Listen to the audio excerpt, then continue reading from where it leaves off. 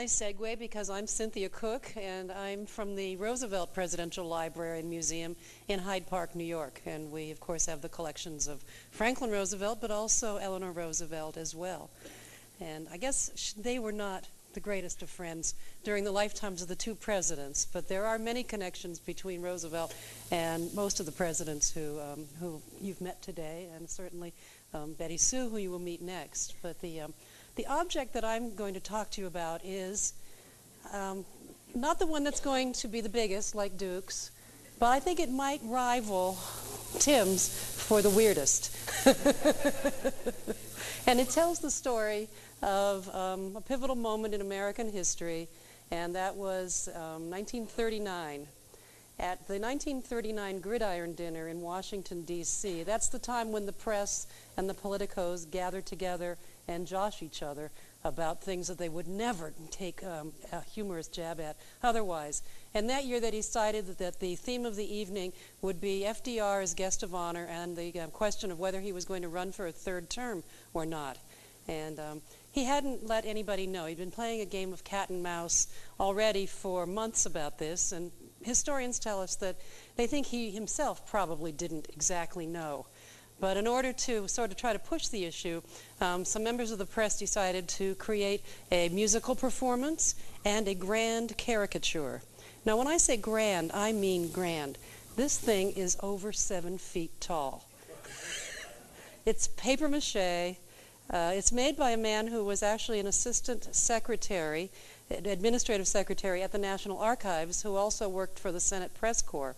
And he worked for weeks in his basement fashioning this thing, and luckily, because of so much of the moisture that he kept adding and making the paper mache, it looked remarkably like stone. It looked so great that President Roosevelt said, "I want that." So most items that are made as jokes for the Gridiron Dinner at the press club get thrown away or don't find their way anywhere. But at that time, Roosevelt was thinking about starting his presidential library. In fact, it was to open in 1941, but he was laying the plans for it right then. And the Roosevelt Presidential Library is the one that sort of started this whole institution in motion.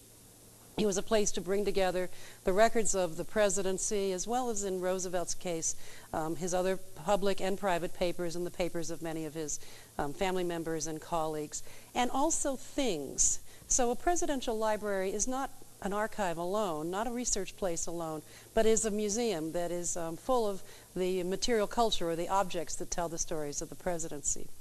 So this came to Hyde Park in 1940.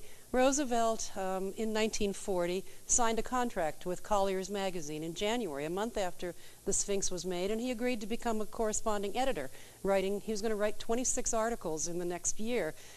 Who knows about what? He was talking about writing history, trying to make the farm in Hyde Park make some money instead of being a losing proposition every year. But he was also, of course, aware that the war in Europe was on. September 1st, 1939, the Nazis had invaded Poland, and they were in the midst in December and January, February and March in what was called the Phony War or the Sitzkrieg.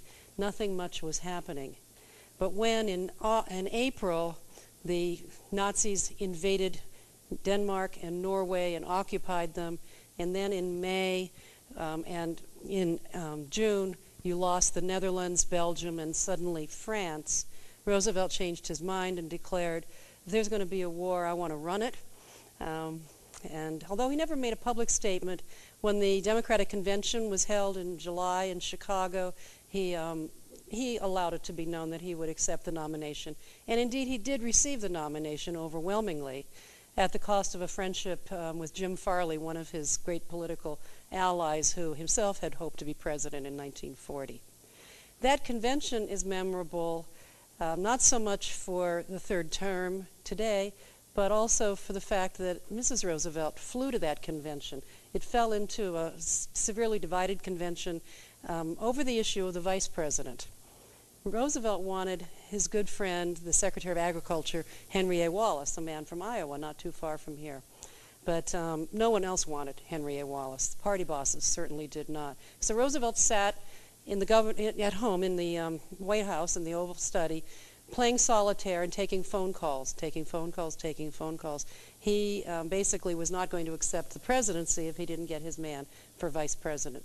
So he sent Eleanor out there, and this is what Mrs. Roosevelt said when she walked in to a stunned convention.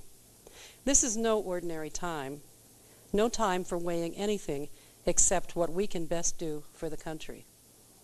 Without mentioning Wallace by name, she basically said the president needs to have the man that he believes can help him win this war. And so they took Henry A. Wallace as the second, and we all know the story. He went on to be elected to a fourth term, died in office on April 12, 1945, in the last months of the war.